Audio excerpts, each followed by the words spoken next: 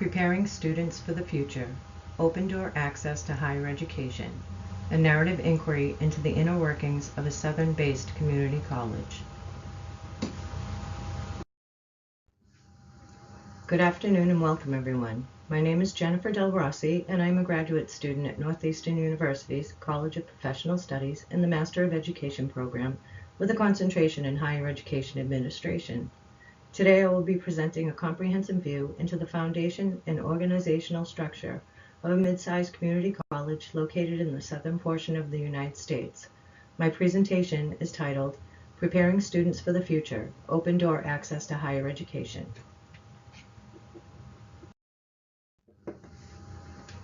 For the purpose of this narrative inquiry, in which the foundation and continued growth of a moderate-sized community college is explored, through interviews with a high-ranking administrator, the examination of additional documentation and peer-reviewed articles, and in-depth comprehension of the inner workings of an educational institution and its leaders emerge.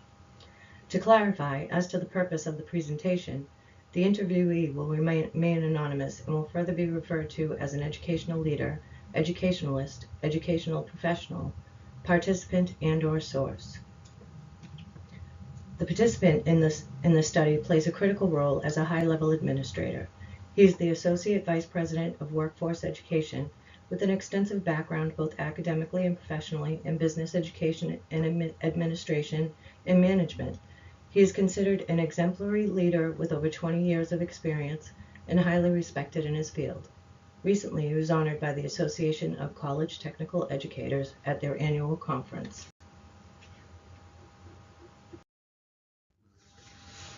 In an article written by Robert Franco and published in 2002, The Civic Role of Community Colleges, Preparing Students for the Work of Democracy, the author states that advocates for the two-year colleges find them adept, proficient, and responsible to needs and opportunities in the towns and states they serve. They provide accessibility to higher learning for traditional and non-traditional students across the ethnic, income, and age spectrum, as well as the possibility to transfer to highly esteemed universities across the United States. Franco, 2002. The primary goal of the inquisitive study is to present and provide background and knowledge as depicted by Robert Hendrickson and co-authors in Academic Leadership and Governance of Higher Education, 2013, of an educational institution's history and culture, as well as its organization and management, and the importance of core values and a clear and effective mission statement, the characteristics of an academic institution. Hendrickson and co-authors, 2013. The founding of Henderson County Junior College, authored by William Enger in 1983, illustrates an educational institution built by the people and for the people of the surrounding areas. According to the paper, in 1945, the founders had met to discuss plans on the idea of a local college and sketched it out in the dirt. There was a town at the center where several roads connected. A junior college located there could draw graduates of the 8 consolidated public schools, Enger 1983. Not only could youths from the county, who otherwise would not attend, have the opportunity to receive academic or vocational training, it also opened the door to education for returning veterans so that they could build new lives. As the college came to fruition through the belief that everyone deserves the right to an education, its beginnings were humbling. The college was built from war surplus, the support of the public, and a vision of open-door access to education. 2/3 of the students were veterans taking vocational courses, Enger 1983.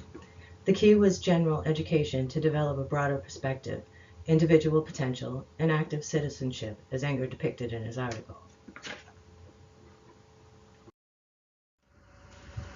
Continuing to be responsive to the needs of its public and students, the school has expanded. According to the administrator, the college went from a single campus of 256 students and 12 faculty members to a 5-campus college district with 6,950 students, 142 full-time faculty, and 116 part-time as of fall 2016.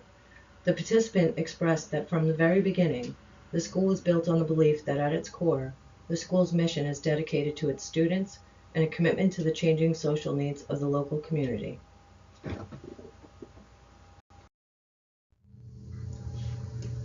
Two aspects of bureaucratic organization are formalization and centralization, Hoy and Sweetland, 2001. The community college works as a bureaucracy, with decision-making centralized at the top. Hendrickson and co-authors, 2013. According to Academic Leadership and Governance of Higher Education, as this type of model works with a shared governance environment, responsibility is allocated according to one's functions. The institution is organized by instruction, administration, student services, information technology, institutional advancement, and beneath this level is the next to report.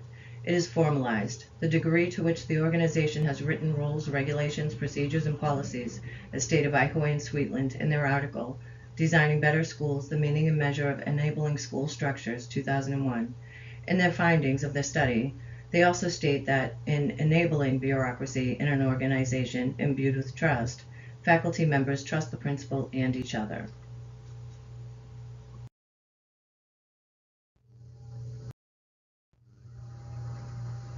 The college's statement of purpose is in accordance with the Texas Education Code, Section 130.003, technical programs up to 2 years in length leading to an associate degree or certificates, vocational programs leading directly to employment in semi-skilled or skilled occupations, freshman and/or sophomore courses in arts and science, continuing adult education programs and adult literacy programs, educational programs that allow the enrollment of disadvantaged students, a continuing program of counseling and guidance designed to assist students, workforce development programs that meet local and statewide needs. Accreditation. According to the administrator, the college is accredited by the Southern Association of College and School Commission on Colleges. The community college adopted the Valley Way as our service standards. Value. We will value our students and understand that without them, we would not be here. Accountability. We will hold ourselves and each other accountable. Lasting traditions. We will continue to have pride in our institution while we pursue excellence for both colleges and students. Learning environment. We will foster a safe and inclusive learning environment in which our students and staff feel respected by and connected to one another. Ethical behavior. We will choose to be ethical in all of our dealings. You first. We will value individuality and the opinions of others, and every voice has the right to be heard, and every word will be spoken with respect.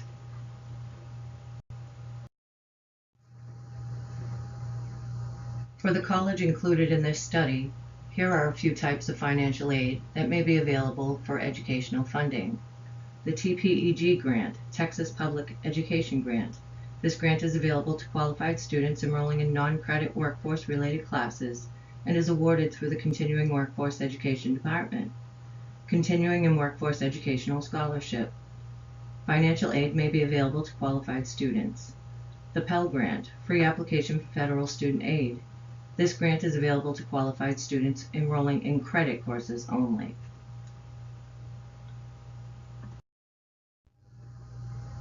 In 2014, the Strategic Planning Committee began to research and to compile a new 5-year strategic plan known as 60 by 30 Texas.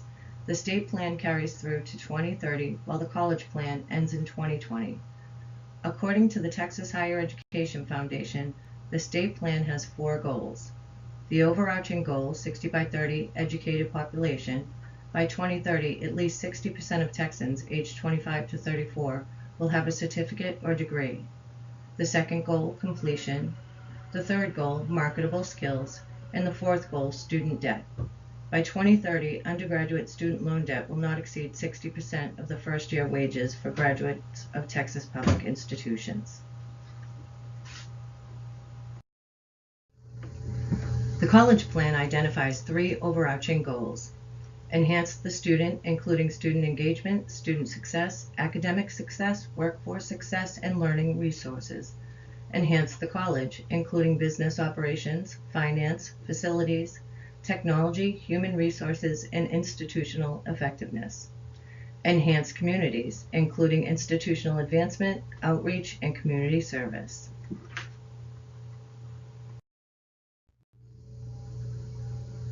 This concludes my presentation. Thank you for your time.